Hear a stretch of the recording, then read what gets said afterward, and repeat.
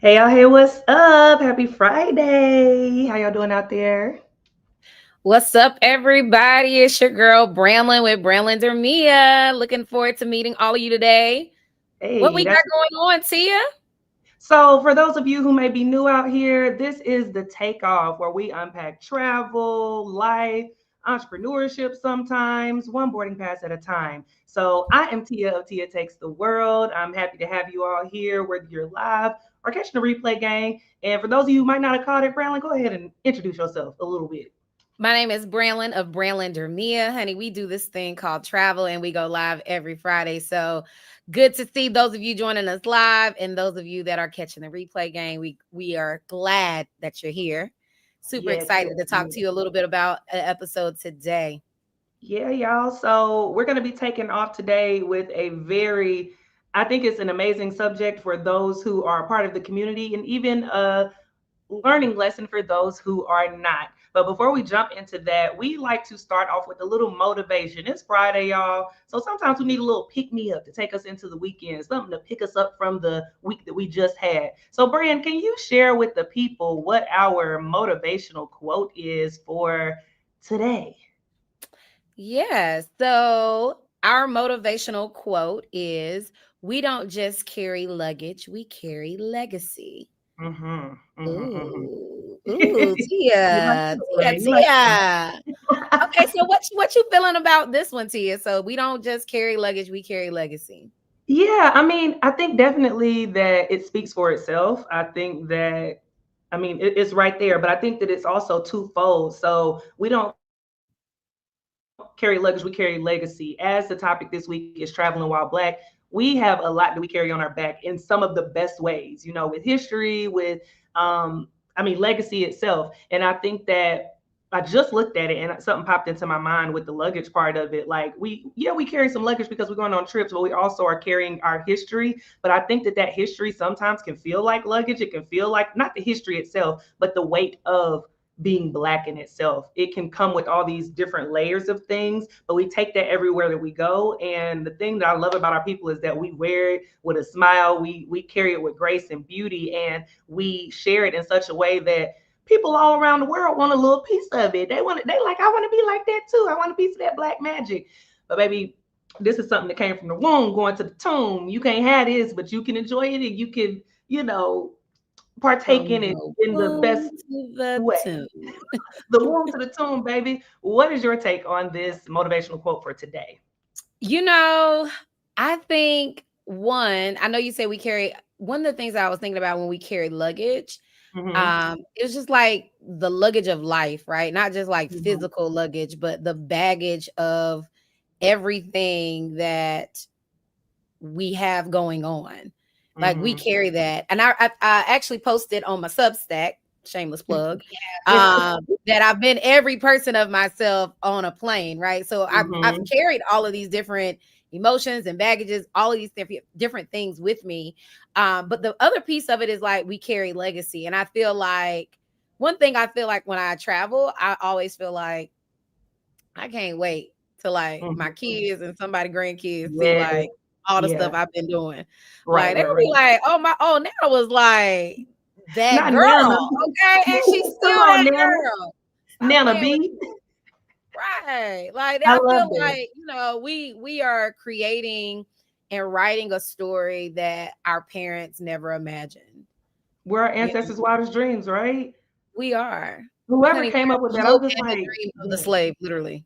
Literally, literally, you think about as I won't say as small as it started, but like starting with things with people traveling from city to city, and then the green book that was created so that we could travel around in a safe way as possible. Back then, what that way looked like as being safe to what we're doing now, like literally taking the world. I think that is that's amazing, and I love that for us. So y'all, please Mhm. let us know y'all's feels on the motivational quote for today and how that just resonates with you. So let's just go to the comments real quick. Hey, Sadiz. She said, we look good. Thank you, girl. Thanks, girl. And Britt said, the topic sounds like a sermon. I don't know if we're going to take y'all to church. We're going to take y'all somewhere. We're going to take off. Listen, listen, Linda. That's what we have for you today is taking off. So let's go ahead and get into the show today. So we don't have to be before y'all long, but we can give y'all something good. All right. So today we're keeping it real. We're diving into what it means to travel while Black. We're talking about the magic, the microaggressions, everything in between. So if you ever felt unseen at the airport, overly stared at abroad, or gloriously melanated on a beach somewhere, this one is for you. All right. So there is so much joy, power, and connection that comes with seeing the world, through our different lenses. And by our different lenses, I mean the different shades of melanin. All right. This one's for us today. But let's not ignore the challenges, sometimes the stereotypes, even the joy that often come with it. Now, whether you're a seasoned traveler or just curious, we're sharing what it's really like when your passport is stamped, but your presence is still questioned. All right. So, first things first, let's talk about the joy. Let's start off on a high note. Talk about the joy of traveling. Let's talk about that magic, the exclusivity, the beauty, the magnitude of stepping into spaces that our ancestors dreamed that they could see and that now we're seeing. So, Brian, what's been of the moments, like one of those moments that you just felt good being Black and traveling? Like, I'm Black and I'm proud, and I'm out here in the world traveling. What's a moment like that for you? You know,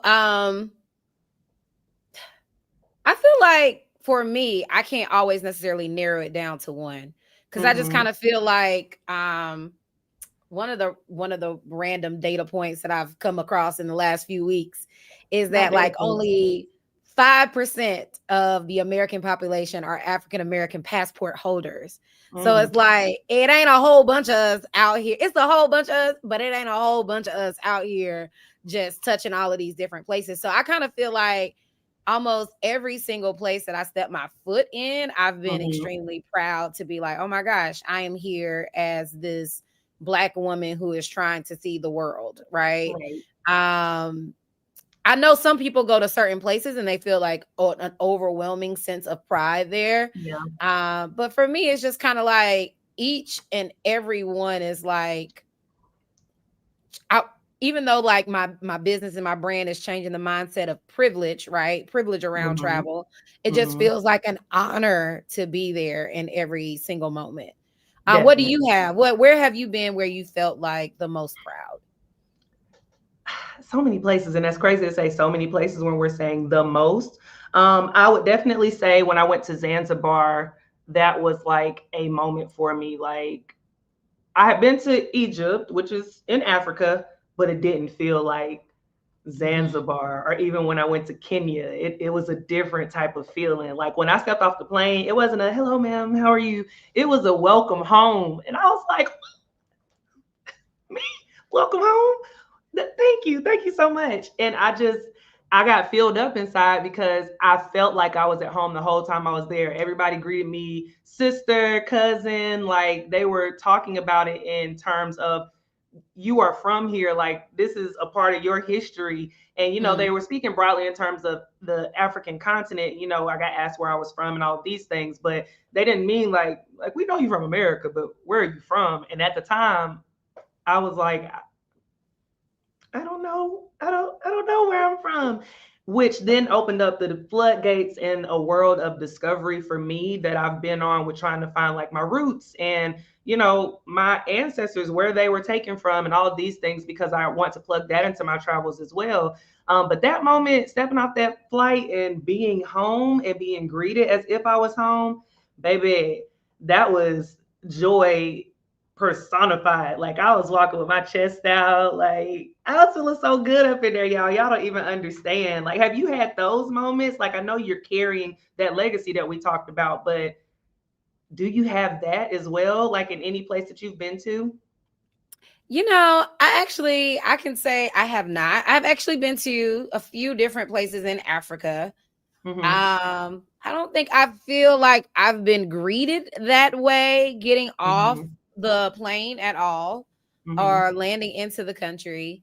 Um, it's interesting. In Dubai, I get asked more about about an African heritage than I do whenever I've traveled to Africa. Okay. There's not there I don't think there is necessarily a large assumption that happens Mm-hmm. there. Mm. And then for me, my mom's side of the family is quite mixed. So I don't necessarily always necessarily feel the same way. I say that so gently and nervously because I feel like we've had this conversation in a side group chat that went left once. But like my mom's side of the family is quite mixed. So it's a little different for me. Okay. Like my great grandfather, he's white and he married a Okay. Cherokee Indian. So the dynamics of who I am is not overwhelmingly one thing, if that Understandable. makes sense. So I No, feel it like makes even sense. when I hear like the joy of Black travel, yes, I identify clearly as a Black woman. My mother is Black, my father is Black. But have I ever gone someplace and just feel like, ooh, I'm blackity black and I'm proud to be here Black. Like I don't think I felt Really? like that. Not to that Wow. degree. Okay, well, I pray that for you, friend. I pray that so much for you, if that's what you want. I know how I felt because you are a black woman. You know, you do have black parents, but your lineage is mixed, which most of ours is. You know, I don't know past my granddaddy and grandmama, unfortunately. My great granddaddy, I know their history, but past that, I don't know much. So that's even great that you have that history, that you know about those things. But I pray for you that you feel that blackity black moment whenever you travel somewhere. It is amazing. So we have in the comments Lakeisha Cooper, hey girl, hey, said my first international flight to the UAE. Okay, that was your black and joyful moment. Come on now, I'm not mad. All right. And Ivy said, hey, y'all, hey, make sure y'all are commenting on the live if y'all are catching the replay. Also, comment, we comment back. We like to talk to y'all. We like to We chat, do. obviously. That's why we have a podcast, a live show. So, um, we talked about the joy in, black travel, and I just wanted to talk about some of those black joy moments maybe that we also have. Maybe not that you feel like an overwhelming sense, but like a black joy moment for me that I have, and maybe you can bounce some off as well. One of my favorite things when I'm traveling outside of the US is the universal head nod. All right, this right here. It does something for me when I'm traveling. I see somebody to look like, and I hit them with a and they hit me with one back. I'm like, all right, I see you. I love that. So that's one of the black joy moments for me. Do you have any that you've experienced, just like a little pocket, even if it's not an overwhelming, or anything that Ooh. happened with anybody that you traveled? Like, did you meet anybody? And while you're thinking, let's go ahead and pop up another comment on the screen. Sadi said going to Ghana. Oh, I have not been there yet, but I know. I already know, girl. I know. Mm. I will say this. The universal head nod is definitely one, but I would say maybe my blackest moment hasn't necessarily been landing in a place, but I Mm-hmm. have been to Afropunk, and I just kind of felt Ooh, like that was like Jiho on 30,000, and I feel like it's hard to be Jiho on 30,000. For those of you okay. that don't know what Jiho is, that's the greatest homecoming on earth. We Tia and I are graduates of the illustrious North Carolina Agricultural and Technical State University, and we have Aggie one of the pride. best homecomings on the planet Earth, and probably the best homecoming of all HBCUs. I'll add that one in there. But I remember going to Afropunk, and I did feel a little like that did feel a little blackity black. Where So was I'll Afro add that. Punk at? Afropunk was in Cape Town, no, Johannesburg, Ooh. South Africa.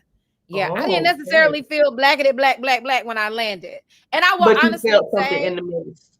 I'm gonna tell you, and maybe I'll slide this in here. I feel like I don't Mm. necessarily feel like that when I've landed in Africa because I always feel like there's something going on. Like either the flights are delayed, I missed the flight, a connection. So life You be get too happening. overwhelmed with life. Yes, like I was like, girl, get me to my hotel. Like, where is the McDonald's? Like, it just be, you know, I it be feeling like other places because other things be happening on the way. If that makes sense. Understandable. I need you to arrive home without some stress at least once so that you can feel the feels, okay? Can we get the planes on time? Because the planes be running on CP. Okay. Listen, don't do us like that. So D Don't said act they're like they walking ain't lost home. your luggage in the midst of everything. It's a lot of life going Listen, on. yes, It's yes, a they lot of don't life lost going my on. I luggage. don't know. I don't always have these problems. in other places I land. I don't Dang, know. Brand. Dang. We said we talking about the magic and the mess, honey. And the Well, mess, listen, it comes along listen. with it. I have been there, done that. Trust me. And I'm gonna keep it 100 with y'all. Ethiopian Airlines will never get my money. Okay, that's another But they story got for such a another good day. layover program. Been there, done that. We'll never do it again. All right, keep your valuables with you. Anyway, so D said that welcome home at customs had me tearful, baby. Listen, you'll feel it, Brand. You'll feel it. Inshallah, you feel it. Okay. Inshallah, honey. So there is a certain kind of peace that hits different when you're not being policed, when nobody's watching you suspiciously, or with the overly uncomfortable amount of curiosity, and you can just be you. So I found that that kind of peace like comes in places that I never expected sometimes. Like, yeah, I expected it when I went to different countries in Africa, but not in the way that I received it, which was great because it was like an unexpected happiness. So let's be clear, being seen in spaces that we weren't always allowed to be in, or doing things we weren't always allowed to do, being seen on our own terms, that part of it is the most powerful part to me. Now, when we show up with joy, style, culture, laughter, it's not just a flex, but we're rewriting the narrative. And I think that that's amazing for us. So, one of the takeaways that I want to give to you all is to enjoy the moments that make you you. So, whether you have to curate those experiences on your travels and make them super enriched, enlightened in whoever you are, then do that for you. Um, Live in those moments, hold them close, because the world doesn't always allow us to feel and enjoy the beauty of being Black. And that Black is so beautiful. All right.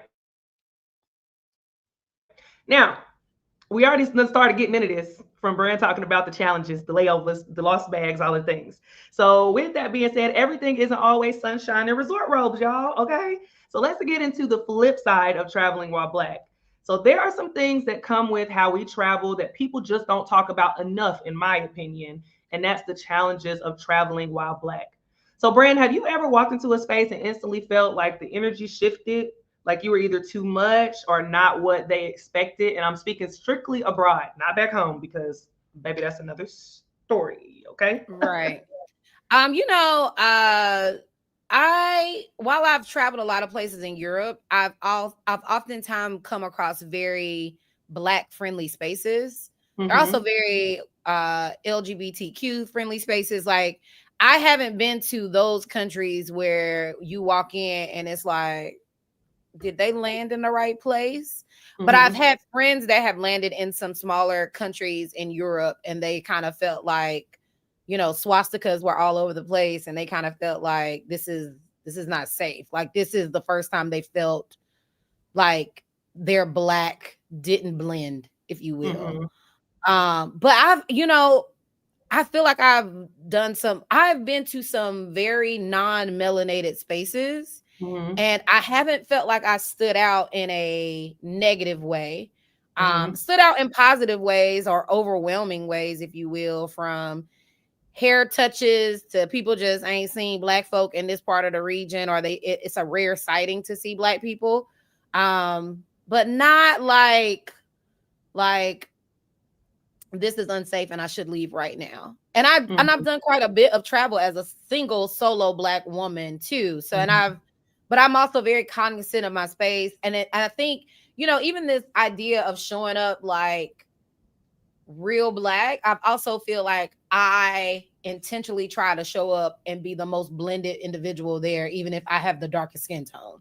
Like, I be Mm-hmm. trying to find a way to make sure, like, I mean, I know I'm Black. Everybody can look around, and I could very well be the only Black person in the space, but I be trying to Mm-hmm. blend in as much as possible, especially in my solo travels. I got you. I understand, and that makes sense. That's a very good tip to people who are traveling solo or even sometimes in groups, because I feel like sometimes groups become more of a target when you are traveling in certain places. So that's a very good tip, Mhm. Brand. I would have to agree with you on the I've never, in my recollection, I haven't traveled to a place outside of the United States of America that made me feel like, what is she doing here? This isn't her space. I've never felt like that landing in the place. Now, have I been in spaces where it was an overwhelming sense of whatever was going on at the time? Absolutely. More times than not, I have been stared at. I have had people come up to try and touch my hair. I have had people take pictures without my permission. I have had people trying to talk to me in another language that felt a little aggressive. That was like, I feel like you want some. You you want two pieces of the biscuit, and we are not talking about Bojangles. All right. So what's going on here? I have had that more times than not in spaces that it don't matter if it is black people there, if I've seen black people around, or if I haven't. I've just that's been a thing. Not so much I don't say in Europe. I did a little stint in Germany when I did my student teaching. I was there for like 3 months. And I expected it to be that way there because of obviously their history, but it wasn't. Now, I will preface that to say that I lived in a town, I lived in Ansbach, Germany, which is a military based town. So it was black people there. I was never like in Frankfurt or anything. I went to Nuremberg on the weekends, but that was the extent of that. But like traveling around to other places, Paris, I know that's your place, brand, but I didn't feel what I thought I would feel, which a lot of black travelers before I went and did my research said that they felt like kind of overt racism. I didn't feel that, but I definitely felt like y'all are not friendly. But I didn't think that was necessarily because I was black. I think it was because I was speaking English and they were not. They were like, girl, so That was we probably need it. that. Yeah, I didn't feel like it was a you're black or something like that thing. Now, what I will say with the challenges that I did mention that have happened to me, the conversation has more than not been, and we even had a bit of this conversation last week because I feel, which is my personal thoughts, especially when people are like trying to touch your hair or like trying to take a picture with you and things. I get a lot of questions where people are like, why are they doing that? They acting like they've never seen black people before. And my Yeah. personal opinion is they haven't. And then people are like, especially when I was in Vietnam, they were like, well, the war happened there. Bro, how long ago was the war? Like, what are we? And were they there? Were they were they on the war fields? What are we talking about? How many black soldiers were there? That what? In my opinion. And then the other part of it is that people will say, "Oh, well, they see black people on TV. I know they got internet." First of all, maybe they do, but what is it? I got internet and I see Beyonce lots. But if baby walk down the street, it's different. It's a Tangible. different type of thing. Like Yes, that reaction. tangible. Yeah, Yeah, I can see you on my TikTok. I can see you it's on my IG live. I can see you on TV. You could be my favorite television show. I could be learning English from you from watching this television show. But to see you actually in person is right. like a rare sighting. Like you are a dinosaur. You are a unicorn. Like nobody has seen you since Jurassic Park. Like Right. And that part of it is like, I mean, it's kind of like not I won't say flattering. It's like, okay, that's cool, but also like now you kind of impeding on my space and you impeding on me being comfortable because you are staring at me. You have your phone in my face. Like we are like what are we doing here? So it's a little weird and I get into friendly debates with people online because I think I'm right and they think they're right. And, the truth can live somewhere in between. I don't know to ask these people. And maybe I will next time somebody asks to touch my hair. Hey, stop. Why are you doing that? What is happening right now? Maybe I'll ask them that so that I can have a true recollection of what it is. But what are your thoughts when it comes to those challenges? I think my first experience of it was my first international country when I moved to the UAE, which was Sri Lanka. Mm-hmm. And I had this big curly hair that my homegirl Jamie put in before I moved. Shout out to And Jamie. shout out to Jamie and the curly girl coach. And I remember going on a tour and people were just staring and talking. And to be honest, I was like, what they talking about? Because I couldn't Yeah, I understand love because they you. clearly were speaking in their native tongue. Mm-hmm. And our tour guide, he kind of looked and he looked at me. He said, "It's your hair." They've never seen hair like that before. And then it's one of those realizations, like even when we had our first real rain in the UAE with my one group of students, and they're That's a sitting at good the feeling. window looking at it and they're like, oh my gosh, it's rain. And I'm like, y'all, it's rain. Get away from daggone door. You're starting to smell. Like, move. Like, Not and they're starting to like, smell, no, baby. miss, it's rain. And I'm like, okay. But no, with the South Asians, it was just like, your hair is so big. And I'm like, girl, my hair don't do this either, honey. I paid for this. Okay.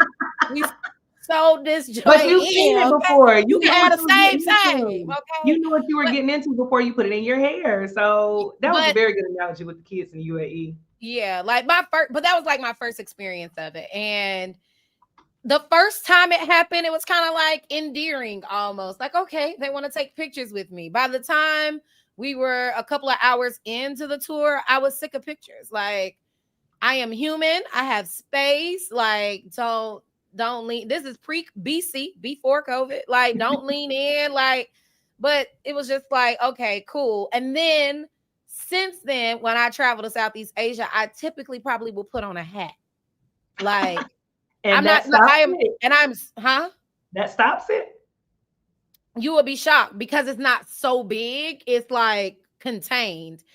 We went to China. Me and this one girl went to China, and I remember getting dressed to go to the palace, and she was like, "You're putting on all of that." It was cold outside. I was like, "I am." And I was, because I've been here before. Remember, I told you I done had big hair. I said, "No, I'm putting this hood over my head to cover my hair because Mm-hmm. people, they like to touch and reach. I only need to Mm-hmm. do it once." Like, she was like, no, we should be fine.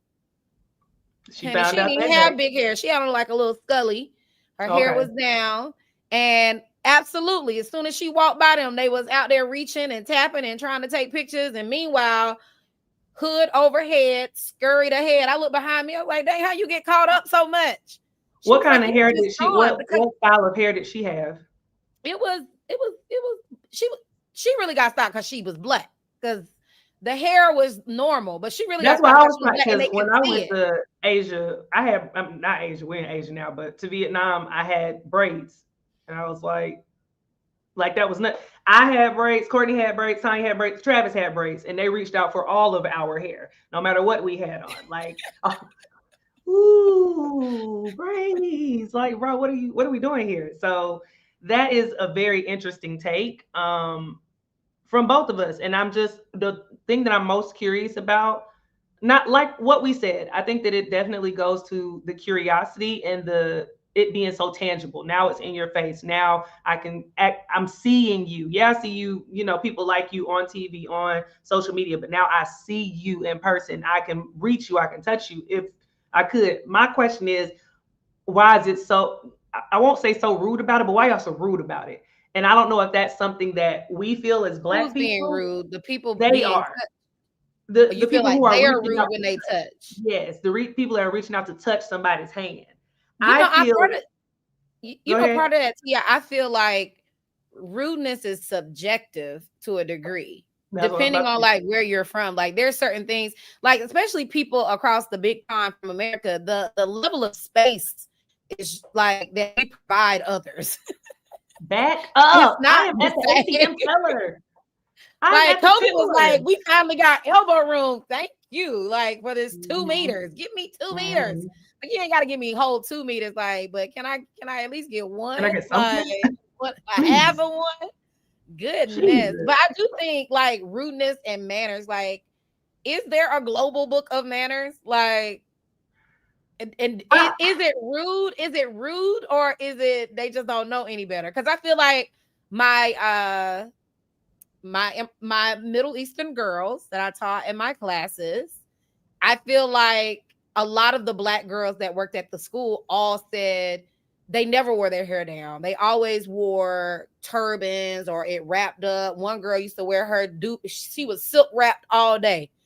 I remember like, and they were looking at me like, you're probably going to be putting your hair up soon. Like, that's how they said it to me. And I was like, no, I won't be, because they're gonna mess around and take back a nub. But one thing that I felt like I needed to do was mhm. educate my girls. So like the first week or so, they were some reachies, and I was, what are you doing? They were like, Mhm. Miss, I said, you don't just reach out and touch. I don't reach out and touch you, Yeah. honey. So don't Yeah. reach out and touch my hair. And by like after a week or so, we were Y'all we were were in a straight. good Yeah, we were in a good place. And then they informed other girls that saw me might have seen. They said, don't do that. You Don't do know, that. Don't touch and they her would hair. explain to them, but they needed to Mhm. know. To your point, I guess, the people, the friendly debates you've had online, I don't feel the need to teach travelers this.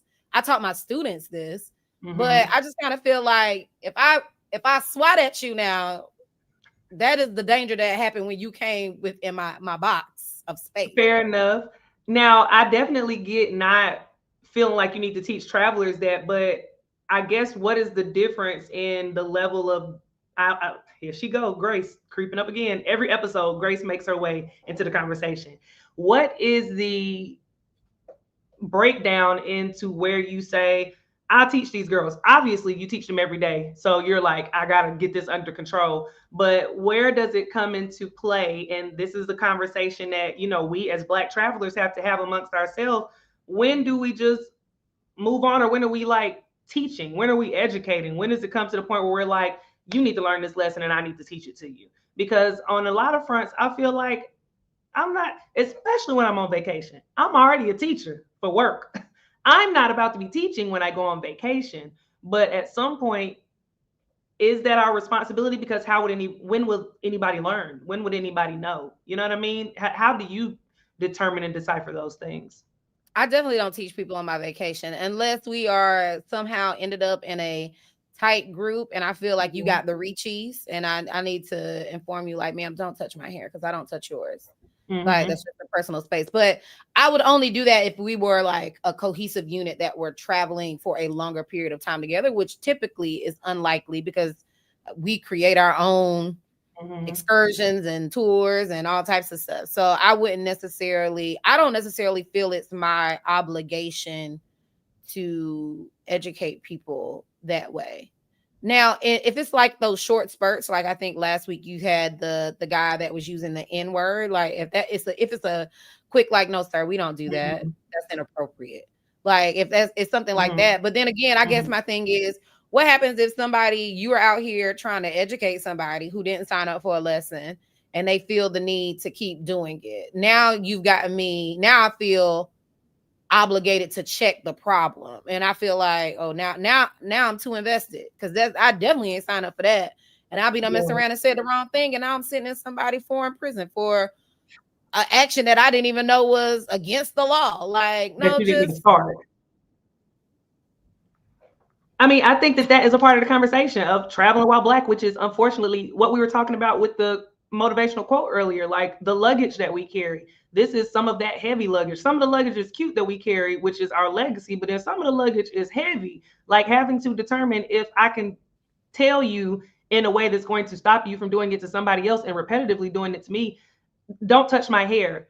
At what point, the luggage of deciding how much do I give you, how much information do I give you to tell you this is a problem for me, don't do it to somebody else. It's not okay, which is wild to me that even, I get that you, what you asked when you said, is there an international rule of manners? I don't understand why touching somebody's hair is a thing. So even back to our students, when I was teaching, I had students that would try to touch my hair. And my question was, what if I touched yours? That would be so inappropriate. Oh, miss, well, I have on a Shayla, da, da, da, da, da. I get it.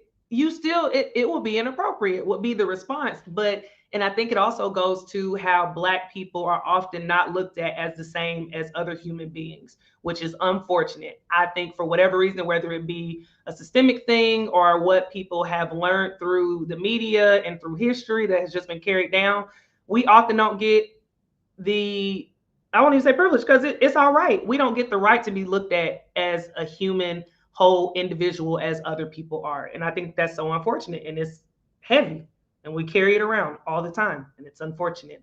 So, also, do you feel like some of us just have like a look about us where people just be like, I ain't trying to I'm not gonna reach out and touch nothing with this person? Or do you feel like some people, because I'm thinking back on like my experiences, I have had people marvel at me like in mm-hmm, wonder. mm-hmm, But mm-hmm. I haven't necessarily had too many people who felt like reaching out was their best thought. Yeah. Yeah. I mean, you hit them with a Like, I don't, I just haven't. And I've seen other people I've been with where people have really reached out. And maybe I just haven't gone to the reachers, like complete reachers. Like, Mhm. in Asia, people were staring and talking Yeah, and then yeah. they'll want to take pictures, but I haven't necessarily had the people who touch. Now, my kids, there was a little group of them that they really just wanted to, and they never touched the root. They always touched the Just head. down here. It's just like to see like what it feel like. Like that's different from what is that texture? What is this? Baby, back up, please. Please You back. pop What your you head. don't get out of here. Okay.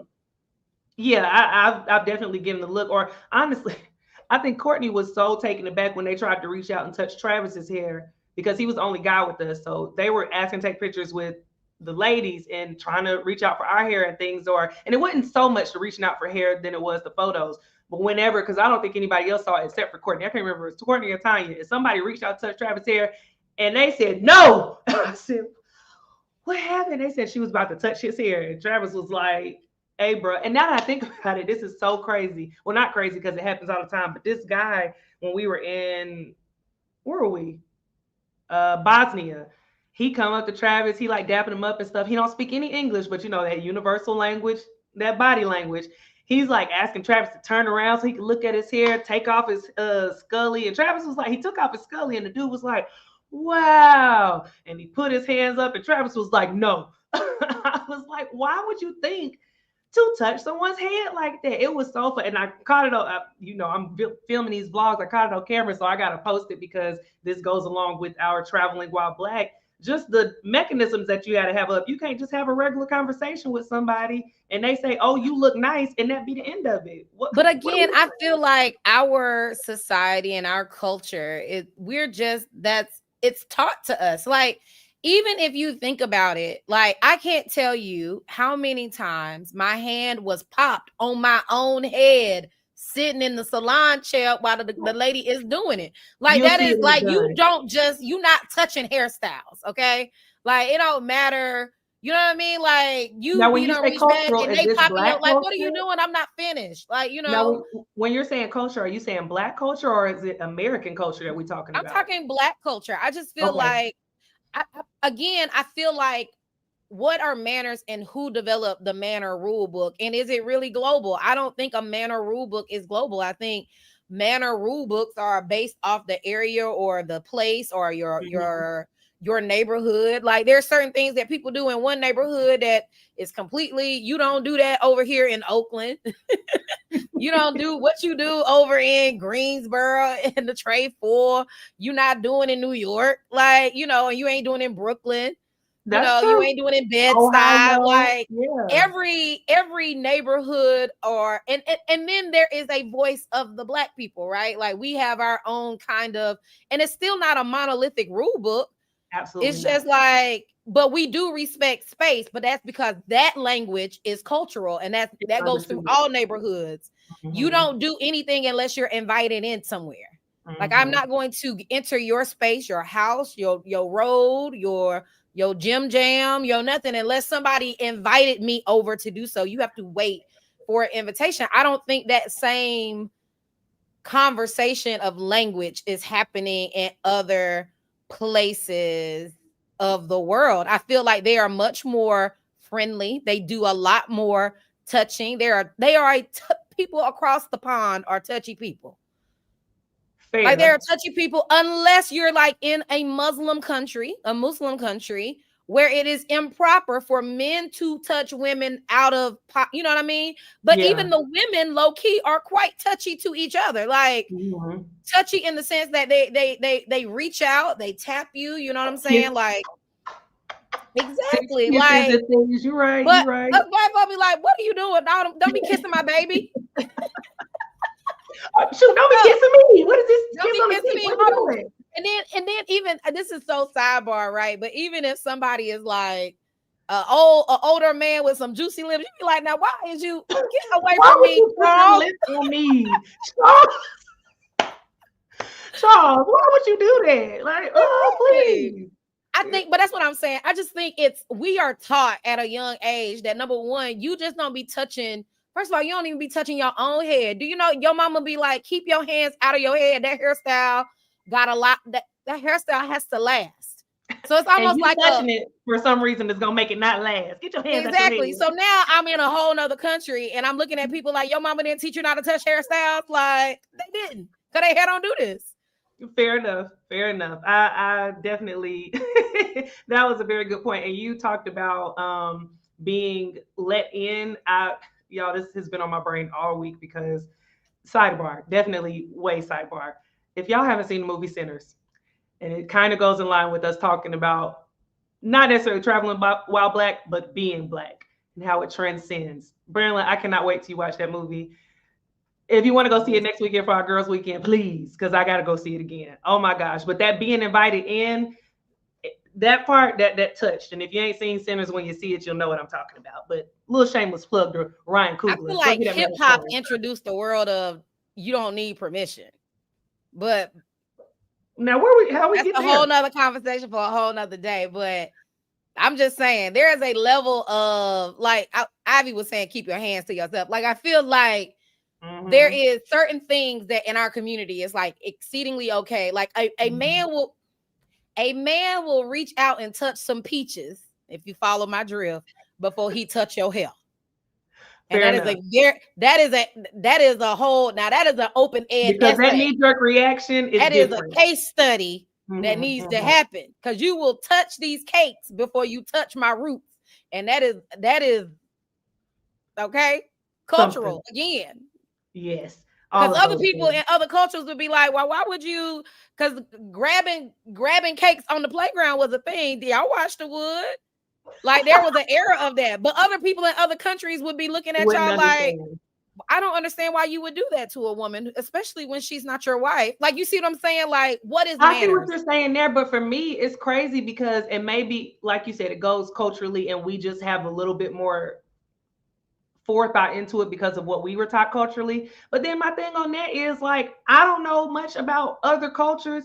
You can't tell me much about Islam except for the things that I've learned living abroad. You can't tell me much about Indian culture, about lots of different cultures, okay, that I don't know about. But I can guarantee you that I ain't went through disrespecting these cultures in the ways that people disrespect us, which doesn't necessarily feel like international manners. It feel like common sense, which I know common sense ain't so common, but what are we I don't know that I can't answer because I am traveling while black. I am blackity black, and I don't know. But if any of our allies out there are joining the conversation, whether it be on the live gang or the replay, we would love to hear your thoughts. Please chime in because I'm confusion. Okay, I'm a person called confusion. Now we talking did about have a conversation come in the comments. okay. Question slightly different, but there was a question that said they wanted to hear our thoughts on how brown people do not know the rules of the road when on planes. Simple stuff like waiting your turn to get off or middle seat rule. I think that kind of goes back to this whole conversation of, again, what are the rules and who made up the rules and where do they get published and who's teaching them? Like, I feel like what we feel to be common courtesy is not a global thought of common courtesy, right? Like, I remember getting on a plane leaving Zimbabwe, and I will forever refer to that plane as Soul Plane. I have never been on a Soul Plane in real life until I got on that there plane. Them people didn't care about no seat assignments. They ain't care about nothing. All they said, we get on the plane and we get off. Not on and you looking at them like, I chose you in my seat. It's okay. Is it? Yeah, we move on Southwest rules, babes. You didn't realize that? Yeah, we move on the rules of Southwest. No, that's not how this works. No, like, no, that's not how this works. And the guy did move, but it was a very interesting dynamic of people just going wherever they wanted to go. So I just kind of feel like the idea that there's these rules that exist and there's a common courtesy. I don't think there are global rules or identifiers. Like, it is what American travelers have deemed necessary. And then again, then you end up with, you got Keishas and Karens with their own rules. So it'd be That's a whole nother dynamic, right? Again, I don't know. That's my take on it, is that with black and brown people, there is not, even with all people, there is not an international global standard of rules. We Mm-hmm. just kind of try to assimilate in the space. We try to follow the directives, but like even in cases where there's a regular queue, like I go in international countries, you'd be like, did you just skip me? Let me nudge myself back in front of you so that you realize that, you know what I mean? I'm Like here. people just be operating on their own, whatever. Those are Yeah. my thoughts. I think everything that you said, ditto to everything that you talked about just now.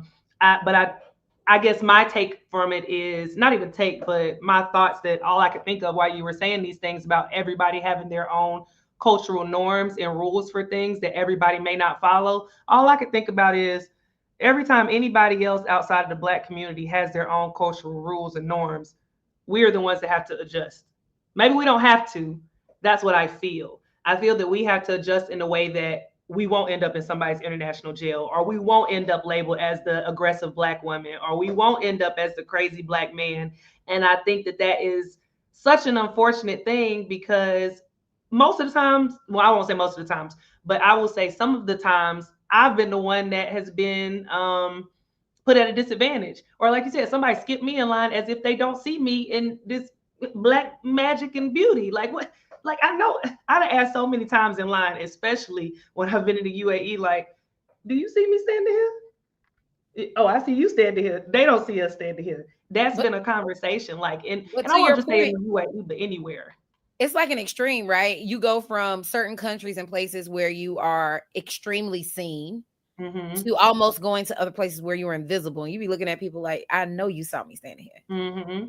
Like, what's that about? Like, are you just Yeah. ignoring me because that's who you are? Is this a part of what you doing? So I just try to mimic what they do. Now you get to rolling your neck, I might just get to rolling mine. Now, but Yeah. if you But gonna then you slide getting up it and with the slide well, in, why I'm you gonna yelling? slide up and slide in, you know. So Yeah. I just, but I think even to something you said, like you feel like we have to do the adjusting. I would say we do the adjusting because we were the ones that were taught to code switch. We Mm-hmm. adjust because we understand the consequences of not adjusting. These are the lessons that were taught to us while they was popping our hand This when I is was the getting my hair luggage that was done given to at the us. This salon was for the Easter luggage. Sunday. You said That what was the now? luggage. I said this was the luggage that was passed down to us. Yeah, like we know we understand the consequences of when we do not follow what seems to be the rules that somebody else has laid forth. And so Yeah. we adjust because we know what it means to code switch. We know what it means to understand what happens when we don't. We've seen Mm-hmm. enough horror stories. We don't need another Netflix documentary. I was we and one of my homeboys, we don't need another slave movie. We know what they did. We know what Yeah. happened, but Now, although we don't need another slave documentary, I don't think that it would be too much of a reach to ask for a documentary or maybe I don't know if it would be a movie or something. Maybe that could be the lesson to teach. Now, whether people want to watch it or not, but that would be my best way to share with somebody to come to reach. Hey, don't do that. Netflix link. Go watch this. Go watch this and you'll figure it out. You can figure it out. They got it in all types of languages. it Okay. probably won't even Let be it be. available in a country because that's how Netflix works. Not Maybe all not, but titles are that's a available in start. all countries. Maybe not, but it's a start. I just feel like there should be something, like something laid out. Like, goodness, this we shouldn't have to be the educators to all things that are black, but here we are. We Here we educate are. when we can, how we can. So we've been talking about some of the most challenging moments that make traveling while black feel heavy, like a task, instead of as an enjoyable experience. But I want to talk about just particular moments. We'll go through them kind of quickly, but just some of the particular moments as a black traveler that just it's just like why are we here, and we kind of touched on some of them, but the first one is being seen as the exception, not the norm. So for me, I put in my notes, it's wild how people treat you like a walking anomaly just because you're black and traveling, no matter how you show up, whether you're solo, in a group, with budget, or in a luxury setting. So I wanted to talk about those different responses that you get. So sometimes we can show up in luxury and people automatically think that you're famous. You show up on a budget and folks think that you're working a lowbrow job.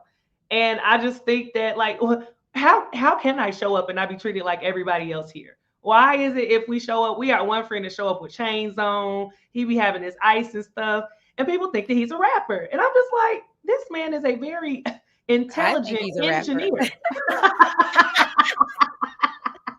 Every time he put that chain on, I was like, oh, I mean, trust me, the chain is giving rapper vibes, but this man just happens to be a very intelligent man that likes jewelry, which I get it. I get it. But I'm just saying, like, I feel like it's hard to show up in spaces as anything because it's always put in a category of one or the other. And it's just, I keep using this word, but it's unfortunate because let us be. well, that part of that is just because for the melanated part of the world, we have to be a role. We can't just be citizens.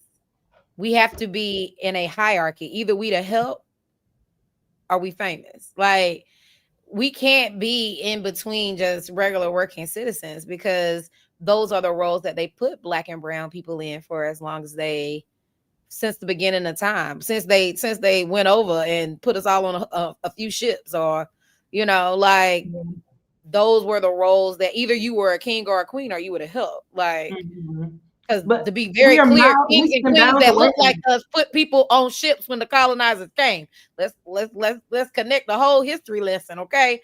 So either you are Black and famous and of wealth, or you are the help. That is literally the role that we have held since the beginning of time. We are the birthplace of civilization. From the beginning of time. How far are we from the beginning of time? We're the birthplace of civilization. If you're saying Black people are the birthplace of civilization, this has been a construct since then. That's what I am saying. We are so far removed from just being this thing, this one thing.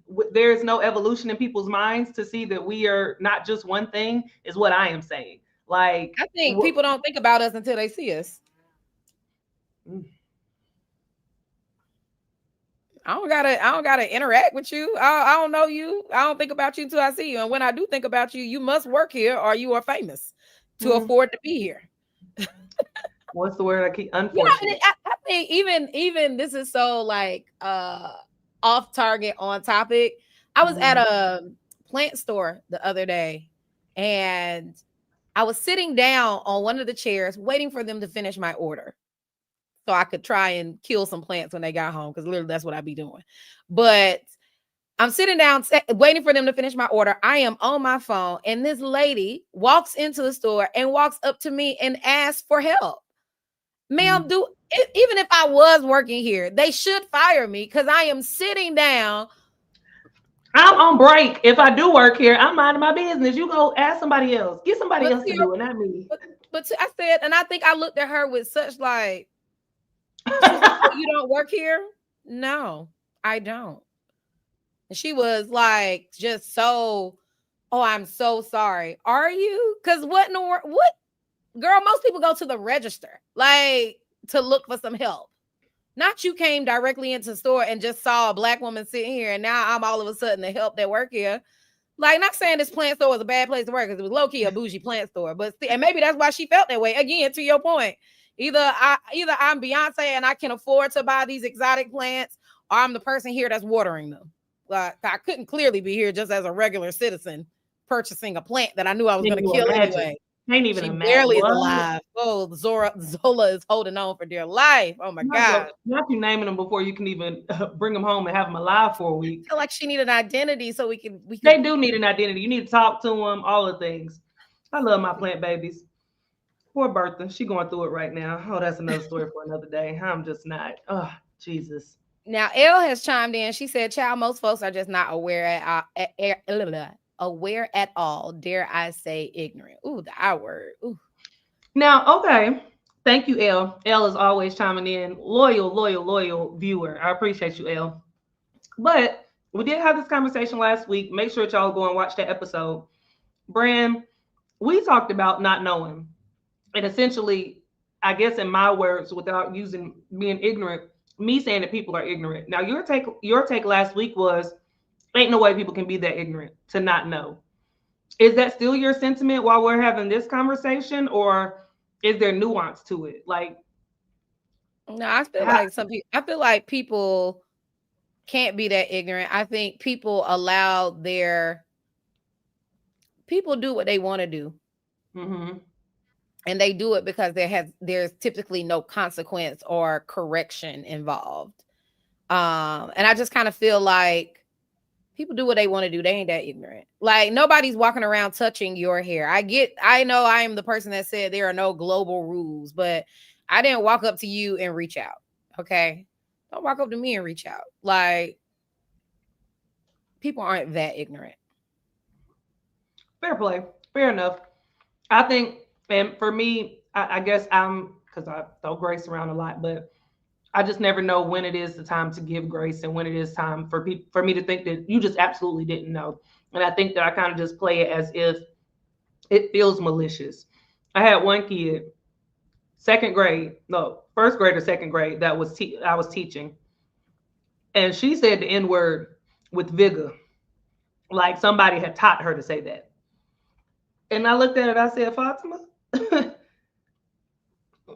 you know what? I'm not. Let me talk to your mama because I don't even know how to have this conversation with you now because you are in the first grade. What are we talking about?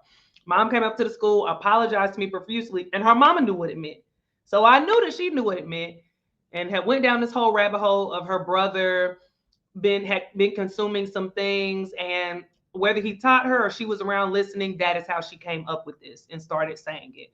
So it became a dialogue between me and her mom, and even her, which I don't know if she was smart. This girl was smart as a whip, so I'm pretty sure she understood. But she also kind of had like this wall up and was like, "Listen, like I ain't listening to you. I ain't listening to you.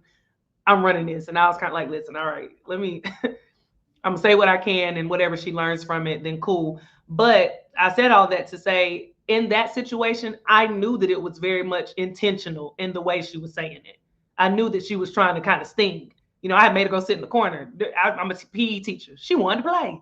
Everybody was having fun and playing, and she wanted to play. And she threw it out there at the perfect time. And I said, "Oh, okay." She knew exactly what it meant. But I feel like in other situations, as we talked about last week, again, y'all go check out the episode when the guy said it to me, I felt like it, and I won't say innocent, I feel like it was an ignorant type of thing. So I think that it's just a little difficult to figure out and to decode, which was another part of our challenges that we have to go through is trying to decode and decipher if being curious or if you're being curious or if you have bad intentions.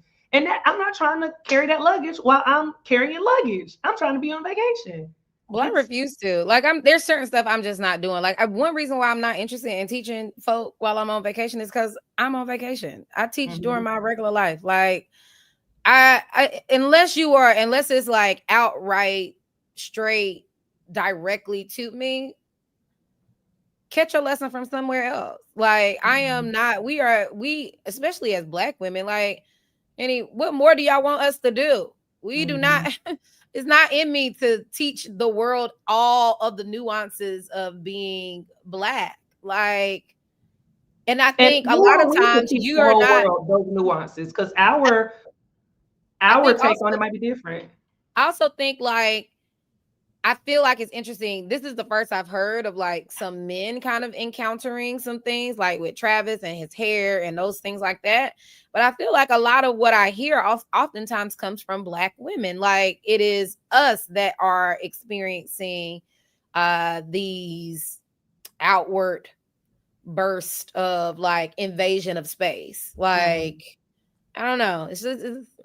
No, I'm not about to do that on vacation. And to be honest, while I know we're talking about the challenges, I can say for me, my challenges have really been limited to the wonder of being Black in a space. Mm-hmm. Like, but other than people calling me names and treating me with like disdain because I am Black, or people really trying to touch me, like my hair and stuff like that, I have not And all of the 30 something countries I've been to, 60 something international cities I've been to, I have not experienced that. I know there is a level of racism in Paris. There's a level of racism in America. There's a level of racism and colorism in South Africa. It doesn't matter if you go to an African country or European country or wherever. Racism, colorism, and classism exist around the world, which is also why I say when I travel, especially as a solo person, I am just very cognizant of my space. My head is on a swivel. I blend as much as I possibly can. I know for even for our friend who loves to wear their chains, I feel like we even said one time, like, take that off. We do not need people thinking we got money, because I do not want to be taken like Karen when I go see the gorillas in whatever country that is in. Was that Uganda? I don't want you to think that I got enough money and you need to hold me for ransom, because right now you think I'm the help, and you probably, and in some cases being the help works in my favor. Okay, because you ain't about to take me.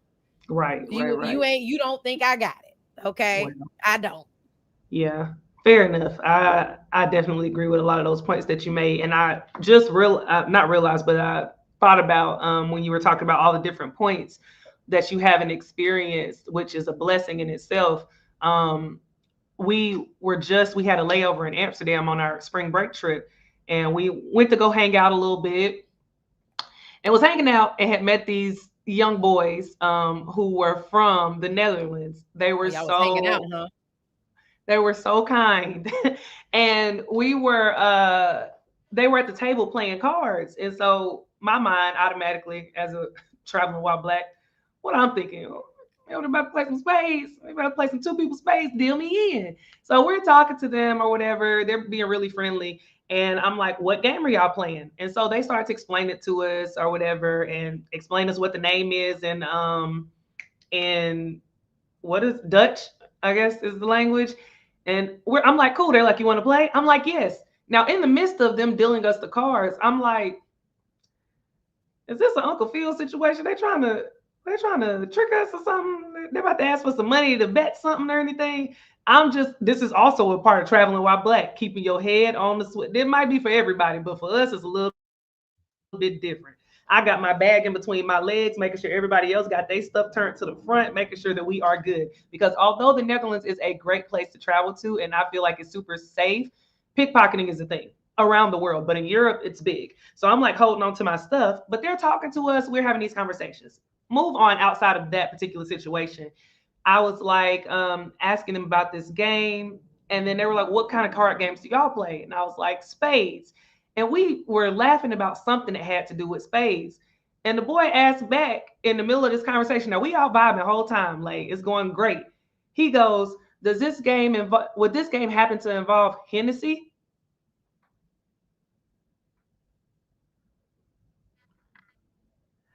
You getting a little bit too comfortable, little boy. Who you been watching? What you been watching? And why would you feel comfortable enough to say that to me? I don't know why. I just quickly just snapped, like, don't. And I didn't know whether to be offended because yes, spades does sometimes involve Hennessy. You are correct, little boy, but don't you ask me that because it feels very stereotypical and I don't like it. I low key felt like he was asking me. Stereotypical, because that's what the rappers and everybody else be putting on the gram The and rappers be stuff. talking about drinking Hennessy and playing spades. They don't necessarily talk about it, but those are the visuals and a lot of the art that they put out. So in that respect, I Even the don't housewives, if you're talking Atlanta, honey, Portia for for sure. real, honey, she love her a good henny, a henny She and a got a coke, little Henny girl. Rita, a little Henny Rita. She Fair enough. does, All of that to say, now in my mind, and they I not drinking that on immediately Beverly Hills. true.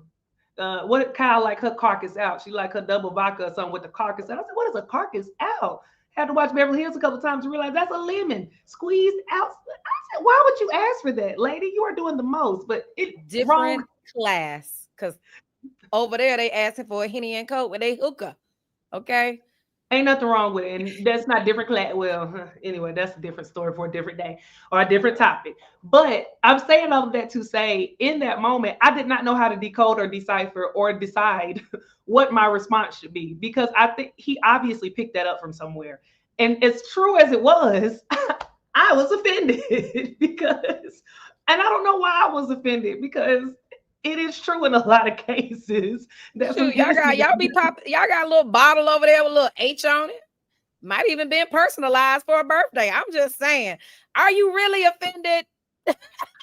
I was offended. I was very much offended. And I looked at Or Travis. did He was he sitting did he across the look table into from your me. crystal ball and say, hmm?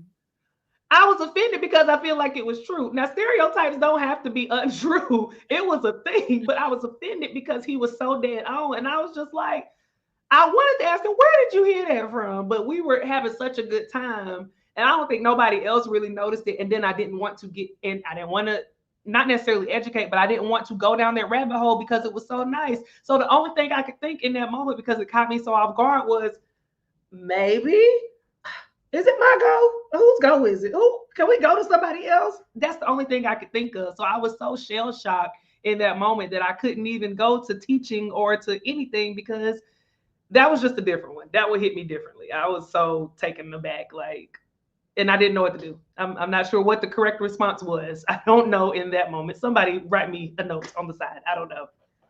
I'm confusion again. All right. So the next challenge that we're going to talk about, and then we're going to go ahead and move on to our game, is the pressure to represent. So while we're talking about traveling while Black, it can go easily from feeling like I'm having a great time to suddenly being the ambassador of Black people everywhere. Now, if I get frustrated or if I stand firm about something, as I talked about before, now I'm the angry Black woman because I'm standing up for myself.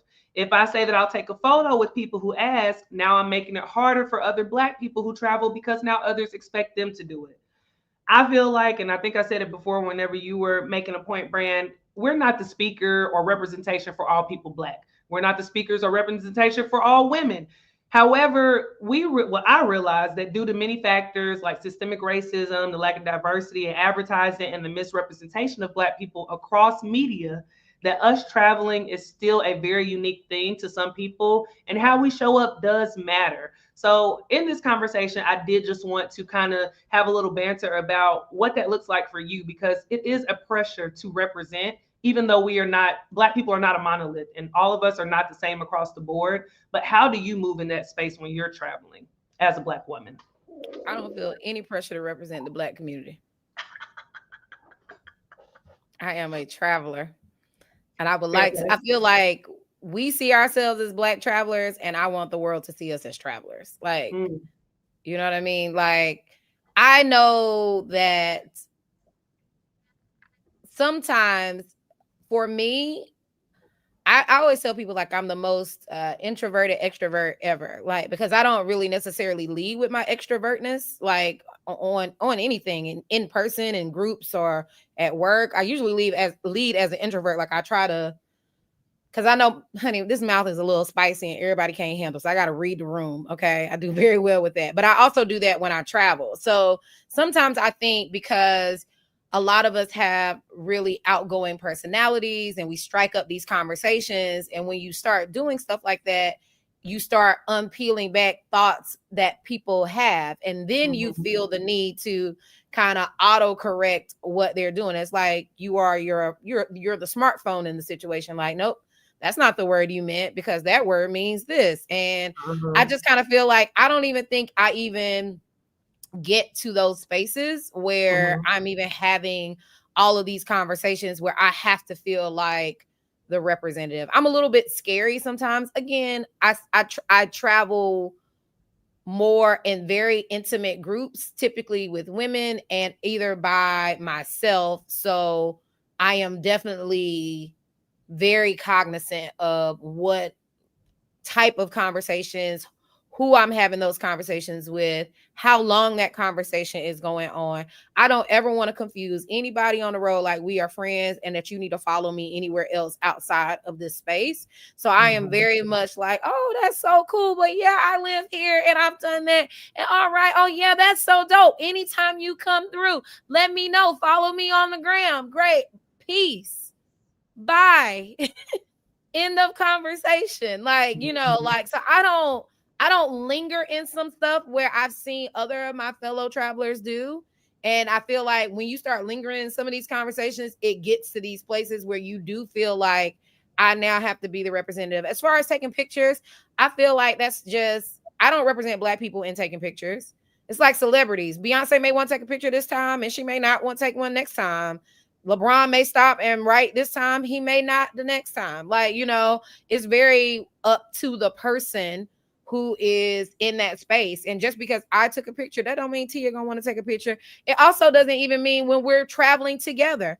Sometimes we might travel together and Tia might be okay with taking a picture. And I'll be like, I'm good. Thank you. Because I don't feel like smiling for your picture. Plus, where are you putting it? Because I don't know you. And I don't really feel good about this space. Oh, you're not going to take a picture with us? No, I'm not. Thank you, though. I'll be polite about it. And I've never had anybody that be like, she ain't take the picture. Girl. This thing didn't take a picture. But no, I just kind of feel like, I don't feel like I have to be the spokesperson. I don't feel like I got to go save. I was about to say something that might not work well for the channel, but I don't feel like I got to go save nobody while I'm traveling. My goal when I travel is to get to point A to point B, back to point A. And as my mama say, I want to be able to get back home with nothing I ain't leave with. Okay. That's a little Southern saying, honey. Don't come back with nothing you ain't left with. Right. Okay. Don't catch nothing. Don't get nothing. Don't come and go. Just safe travels. Lord keep me.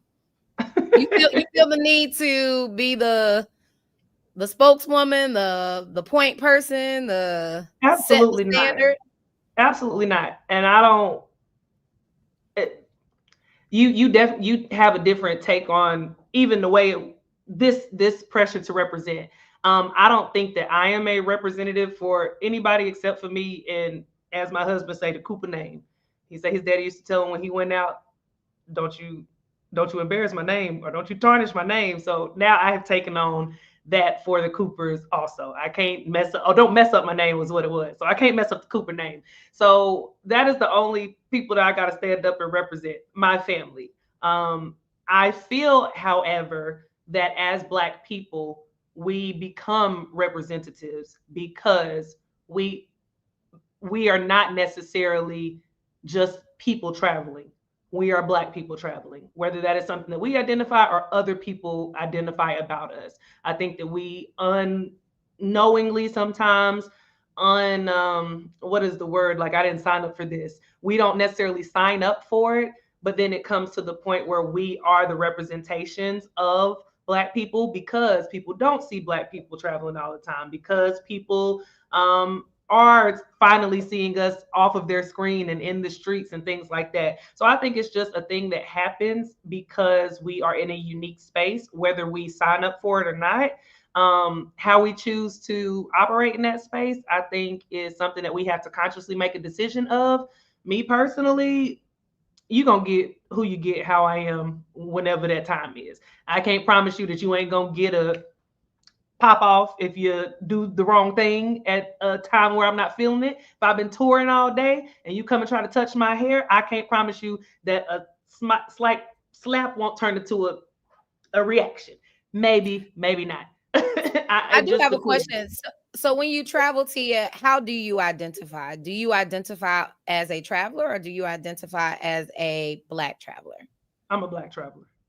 I'm a Black traveler. Like, I don't think that's something.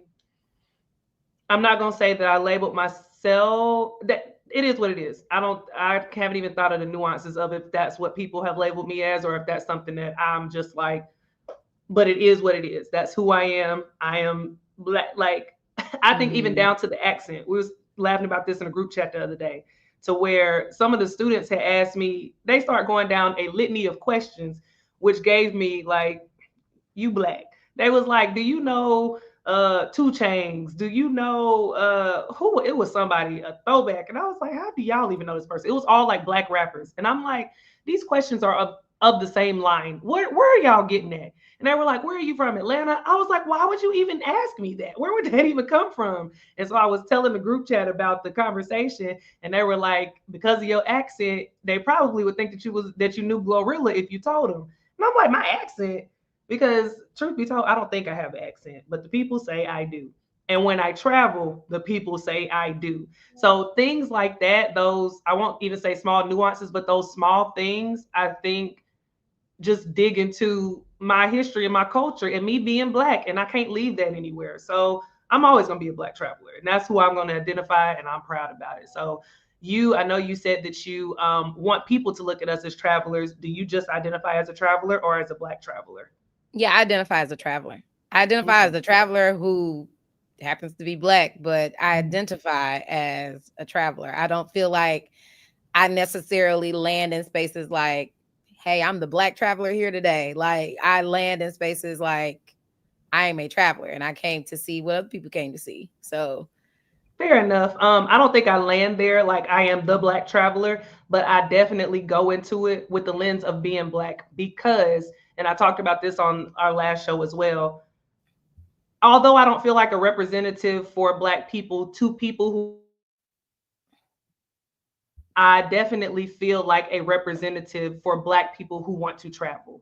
When I started my brand, when I started traveling and sharing my story, it was specifically so that Black people who didn't see themselves in travel spaces could see how I was doing it, seeing that it was possible, seeing that this was a thing that Black people can do. Although we're not often represented in the media, although we're not often represented through in a positive light sometimes, although we're not often represented as traveling often. You know, I wanted to show that that was something that Black people can do. So I think more so than anything, that's probably, like I said, I hadn't dissected it when you first asked me, but more so than anything, I lean into being a Black traveler because I am Black. I am a traveler, but because I want to identify that way with other people who are like me, who look to travel, who want to travel. It's a reason that the searches on different platforms are um, fried chicken recipe for by Black people, collard green, or whatever the recipe might be, lasagna by Black people. People look for those things from the people that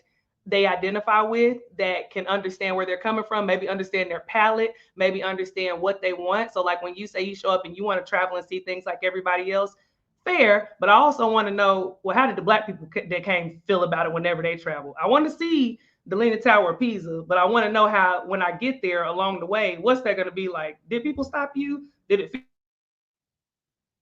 feel like racism? Did it feel like this? Did it feel like that? And I think that those things come along with traveling as a Black traveler, and I lean into that. So, yeah, that's it. That's all. Nothing. Okay. well, no, I mean, yeah, I didn't know if you were gonna go into the next thing because yeah, but I mean, no, that's fair. I think it's an interesting, definitely a very leveled question to have amongst, intelligent minds at a dinner conversation for sure. Like I'd be interested to see how some of our other friends, especially people who travel, how they identify. Um yeah, and even when you were speaking, I feel like what you were saying is very reflective of who you are and your brand. Because I don't think and I don't want to say I don't care. I don't think I've thought about like, well, what it's like when Black folk get to the Leaning Tower of Pisa or all these other places. Girl, I went to the Leaning Tower of Pisa. I saw other Black people, and all I thought was, it's a lot of people out here. Black, others. It's a ton of people. What time should we have gotten here? So none of these people would have been in my picture. Like, like that was more my mindset than anything else. But I think you and I both have gone through some brand building over the last, couple of months. And I definitely see how that's interlaced in your brand. I think my thought was I can also see how I represent Black women, but I can't say that I am leading as I don't think I land in spaces thinking like I'm here as this person.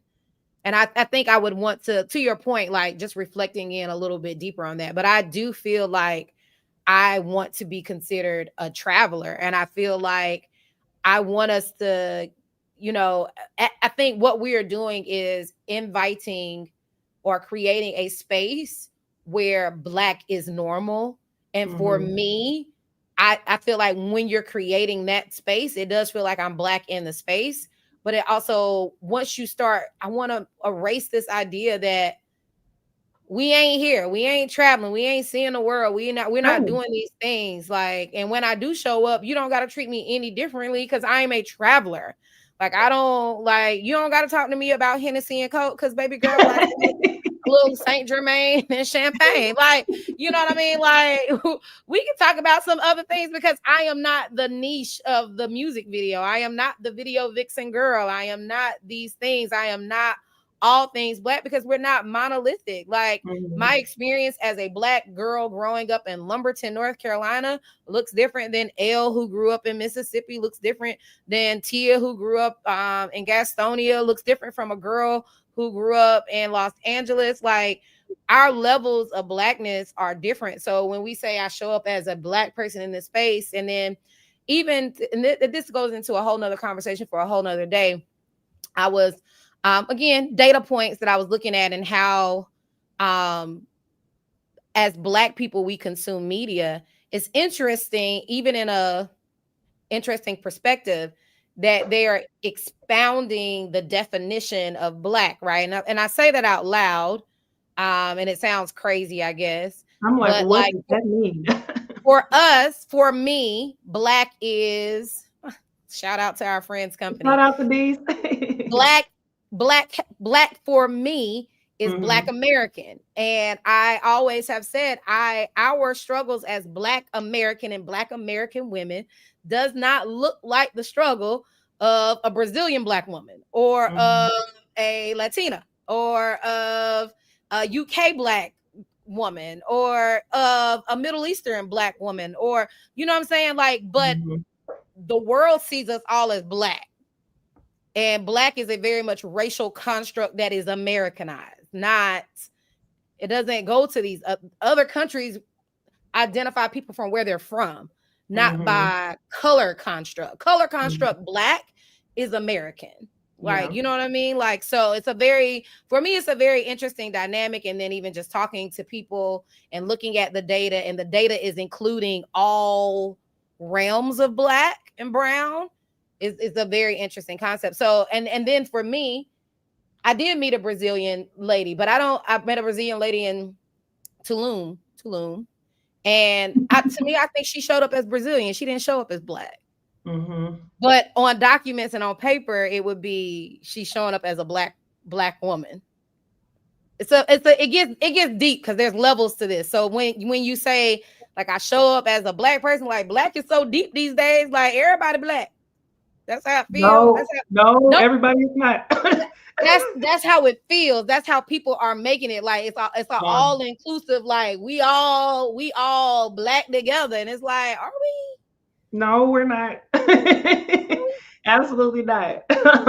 I definitely understand what you mean. No, it can be a very layered. I'm not gonna say conversation. It can be a very layered thought process, and however you get down to the bottom of that process, um, I guess it's up to you because it's. I mean, at the end of the day, they talk about not talk about, but race is a social construct. It's a social thing. But yeah. Anyways, Yeah. that's I another would story love to for dig into it because I do like what you said. You said I show up as a black traveler, and I said I show up as a traveler who is black. Like, is a hmm very, I feel like it's same, but different, but different.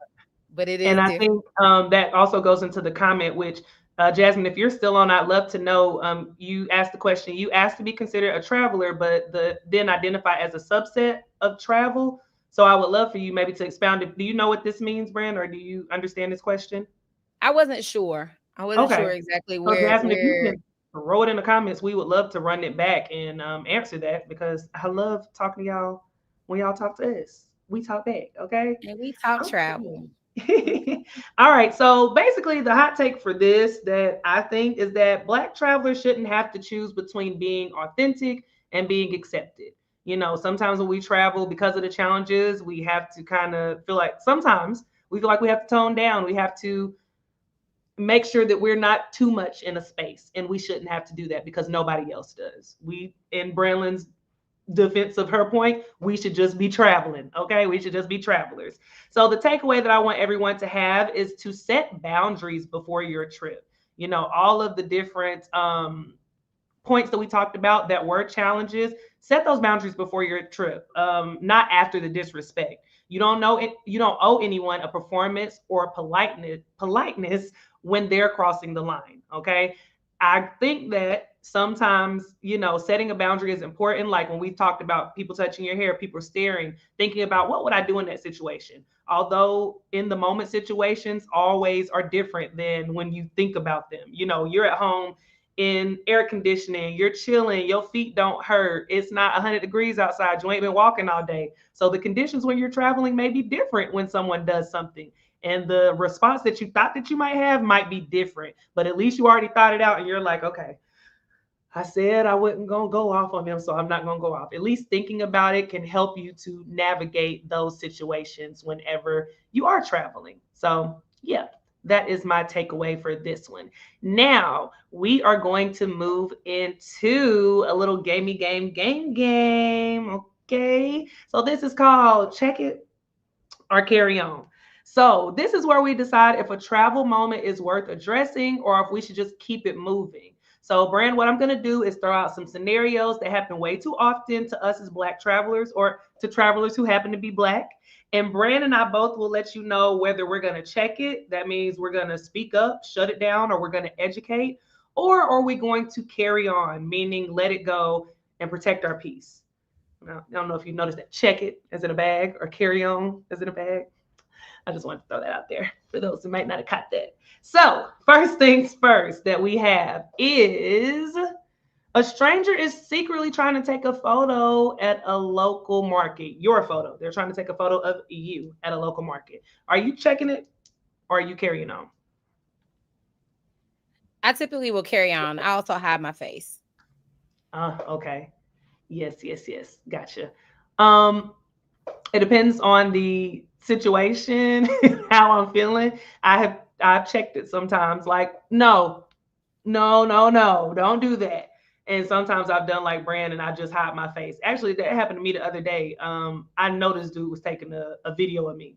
I was outside running. Like, and I know he started off, he was taking a video of something else, but then when I started running, he was literally panning as I was running. And I was like, don't do that. I don't want to be filmed. So let us know in the comments also whether you would check it or carry on. What you laughing at, Brian? So you're out here running and the guy's just out here like. To be fair, he was taking a video of something else before I even came up. But once he see me, I know a pan. Man, this is a stallion and it ain't Meg. Woo, that is funny to me. Okay, so check it or carry on. Someone touches your hair without asking, which is I'm checking it.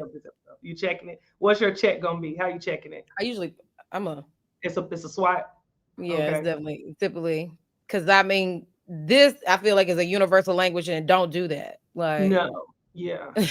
No, I'm checking it. I'm checking it. The way in which I check it, of course, again, it just depends on the situation, but I'm definitely gonna be like most times, honestly, the SWAT is not my knee-jerk reaction. Mine is the pullback. Like, what we doing here? Don't. I feel like my pullback and my SWAT are all in. It's one move. Like, what you doing? Like, and I don't try to hit them. I just want to be very clear. But I do want you to understand that the next one is it's gonna tap some skin. We gonna connect. Okay? If I gotta come back twice, it's probably gonna tap something. It's a problem for you. Okay. Yeah. Make sure y'all are commenting whether you would check it or carry on. All right. Next one. A tour guide is giving historical recounts different than you know them to be.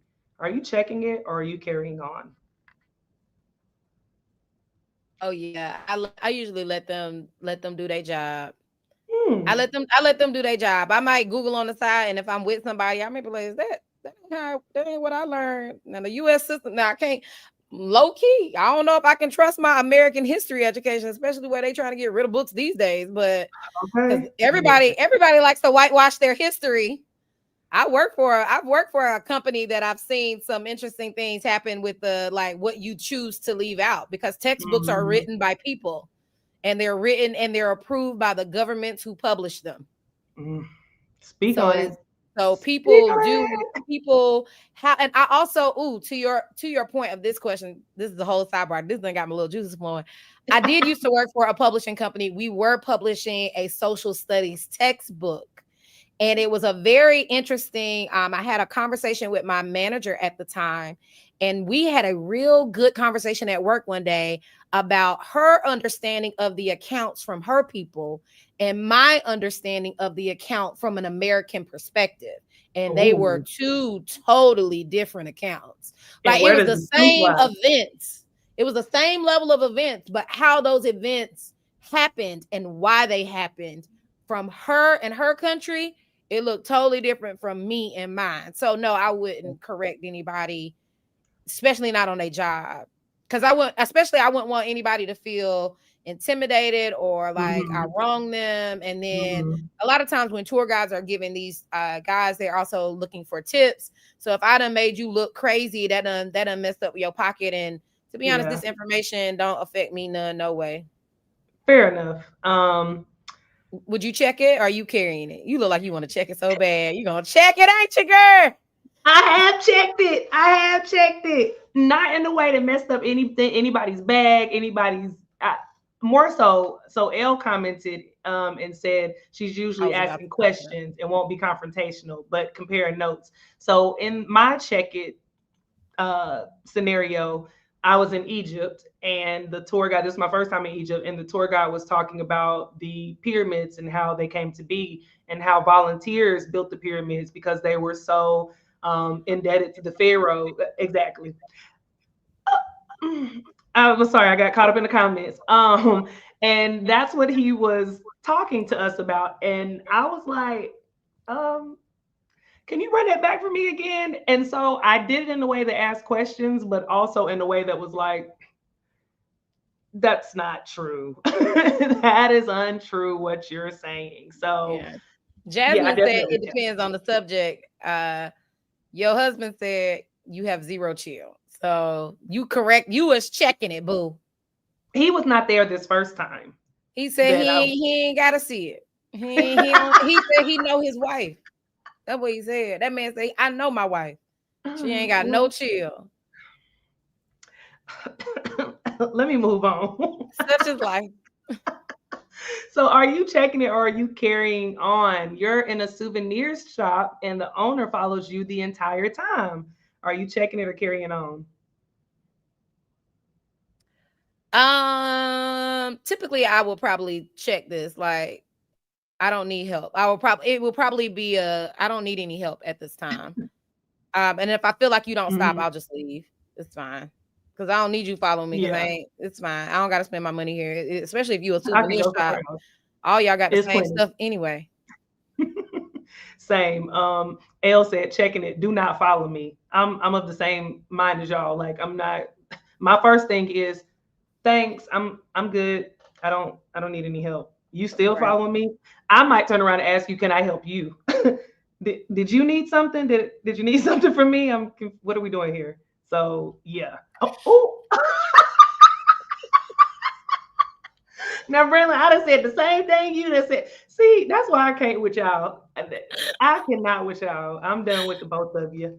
You December 30th babies. I cannot. I'm done.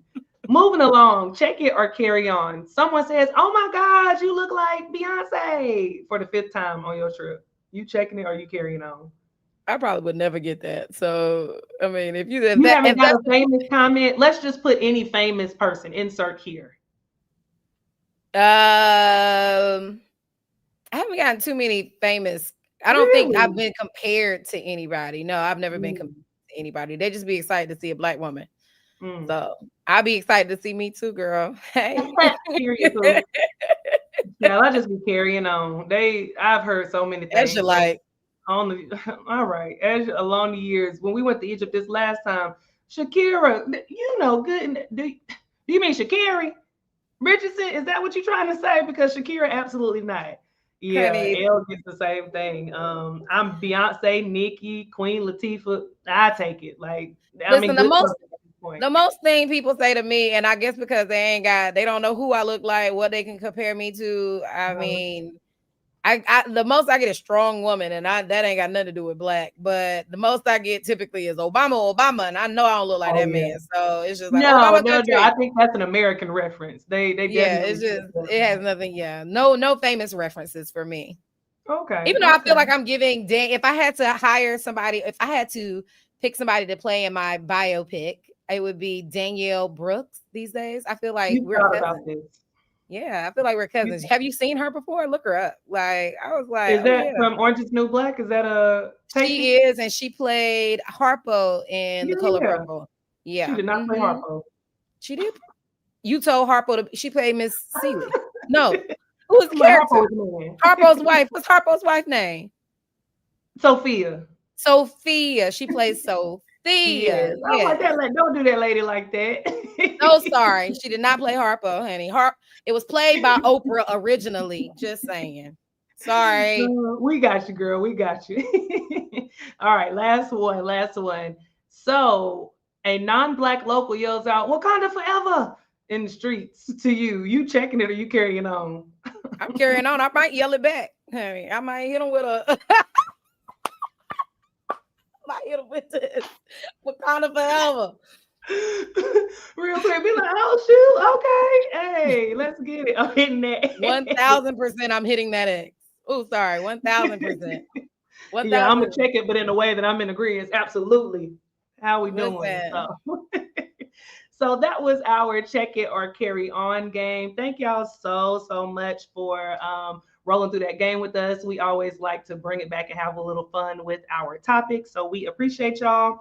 Now, what we're gonna do now, really quickly, is go through our episode. We're gonna have a little recap real quick in case you are just joining or in case you just need just us to go through because listen, these shows we be trying to keep it down, y'all. We be trying to keep the time, but me and Brand, when we get to talking travel, when we get to talking anything, it's difficult. All right. So we're just going to have a quick recap for you all. So we talked about the joy of traveling while Black. And the way that I see it, how you can keep that joy is by enjoying the moments that make you you, whether that means digging into a personalized, curated itinerary or just enjoying those moments that just make you feel that joy. Dig into that and, yeah, feel it. The next part is to set your boundaries before you travel in whatever way that that means for you. If that means setting up rules with your group of friends that we come together, we leave together, whether that means if somebody makes an action towards me, this is going to be my response. Or if that means if I end up in jail, this is my mama number, call her so that she can get me out. Set those boundaries and those rules up before you travel. And then the last one is for our non-black travelers who may be our allies or just people who are curious about how they cannot feed into the awkwardness and the discomfort of us traveling while we're black. Don't let your curiosity give someone else discomfort. If you have questions, if you're interested, if you're marveling in the beauty of black, marvel from afar, possibly ask a question, but keep it cute. Okay. That's how you can eat, by keeping it cute. All right, now we are going to move into our celebrations. So we love to have a little celebration time each week where we just give a little moment to talk about either moments that are big or small that we feel that deserve mentioning. All right, they could be in travel, they could just be about our life because we like to share all of those things with you all. So, Brand, hit us off right now. What are we celebrating? For me, I am an official graduate of the Hustle to Ease boot camp. I think I slightly mentioned this last week, but it was a lot of things we mentioned. There was a lot of things we mentioned just because we had came off of spring break. And last Friday, I hadn't officially graduated the program yet because the graduation was that Saturday. So last Saturday, I presented my brand deck for Brandlin Hey. Termina and all the things that are soon to come from the organization, which includes Never Unpack Travel still going, my flagship travel company, Never Unpack Adventures, which is my literary arm, which is going to be where you're going to see my new children's book fall under. We're working on a travel institute for grades 6 through 12, but officially 9 through 12. Hopefully we'll launch in 2026, 2027. And then the global edit, which I also mentioned. So I'm super excited about what I was able to build with Miss Jakaya Brown Chow. Shout outs to her and the Hustle to Ease family. Super excited about my next steps. Those of you that are interested, there is a cohort 19 coming. Hey. And as alumna of the organization, We highly recommend it if you're interested in going from hustle to ease and not hustling backwards with your business. So highly Absolutely. recommend it from my end. She's out of Charlotte, North Carolina. So North Carolina love from that direction. And she know her stuff, y'all. And she got the receipts to prove it. So super excited about that. That Absolutely. is my celebration of the week. Hey, so let me just give an air horn to Brand real quick. All right, Brand, it's a very slight air horn for whatever reason today, but that's okay. Brand delivered a brand deck that was out of this world. I can't wait for y'all to see. I can't wait for the world to see everything that she has planned for her business. It has been such a joy. Like when I say working with Brand, definitely on the takeoff, but just like intermingling our friendship also to see like her grow in from Brandlin D Mosby to Brandlin to Never Unpack to Brandlin Dermia to all of the things that she's doing. And I'm just so proud of you, Brand. So I'm gonna see if this air horn work this time because you deserve it. Is it coming? Maybe, maybe not. There go your air horn, girl. But I'm so proud of you, and that is a wonderful thing to celebrate. So can't wait to see everything that you have going on. Um, was that your only celebration? Did you want to celebrate some more? Because we can celebrate some more. No, that's it. That's all I have. That's what I got. What you got? What celebrations do you have? So for this week, and I just lost train of thought because I did, and that's why you write things down. But for this week, I'm thinking what I had said that my celebration was. I can't remember, y'all. So I'm gonna go with the fact that this weekend I have off.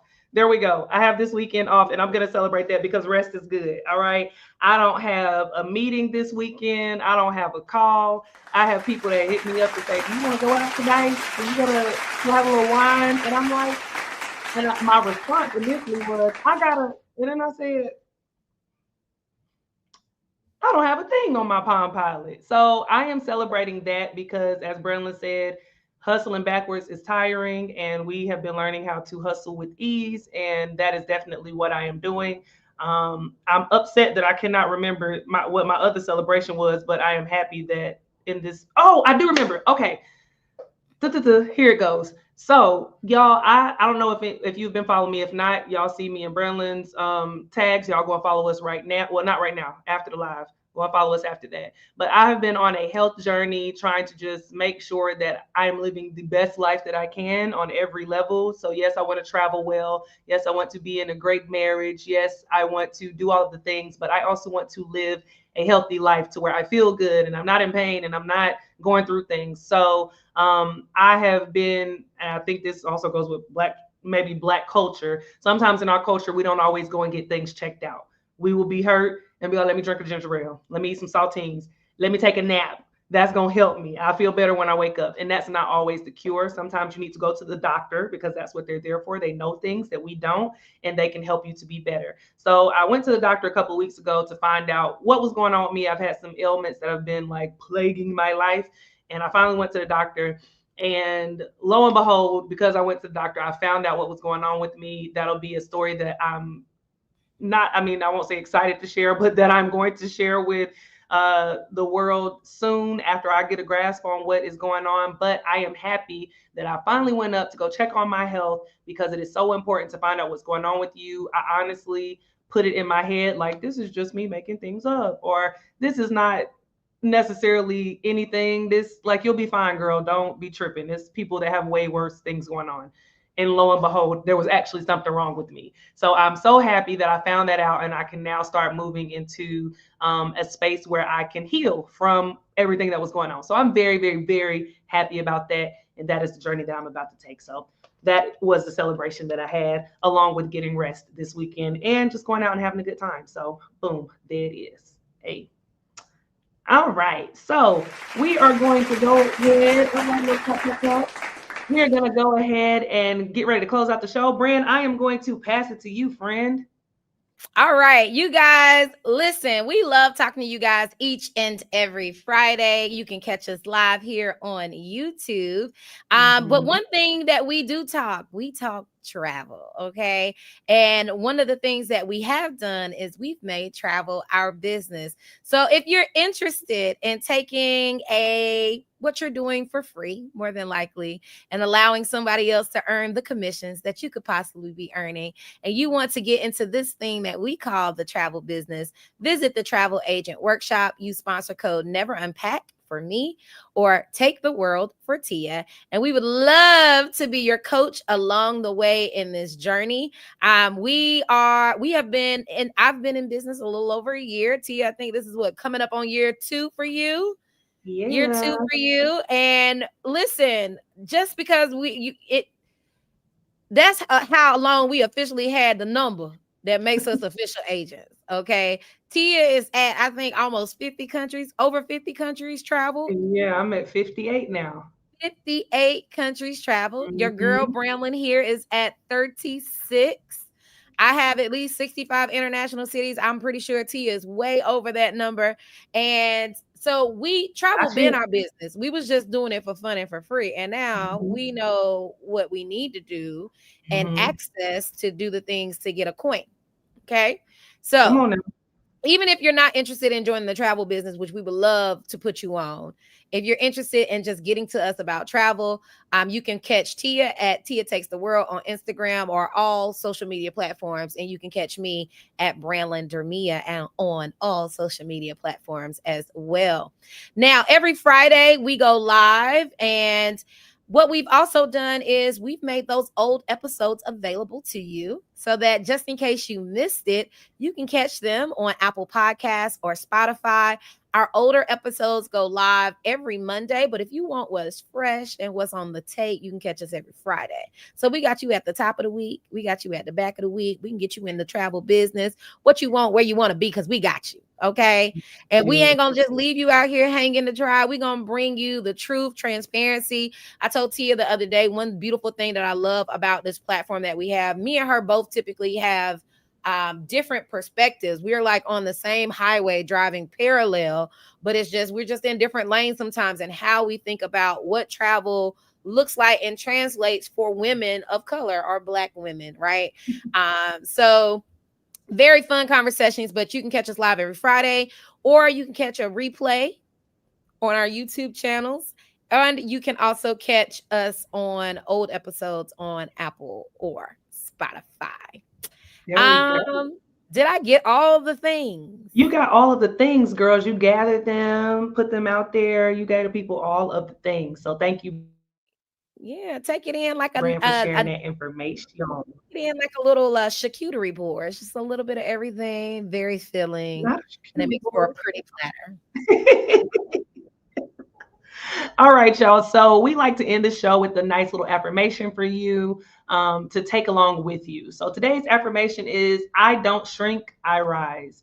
So this can be used for all of our listeners and viewers out there, whether you are in the Black community or one of our allies. Everybody out there, make sure that you say this affirmation, I don't shrink, I rise, and take that along with you. We appreciate y'all for showing up with us every single Friday. We'll see y'all right back in the same place next Friday. And we hope that y'all have a great weekend and take off.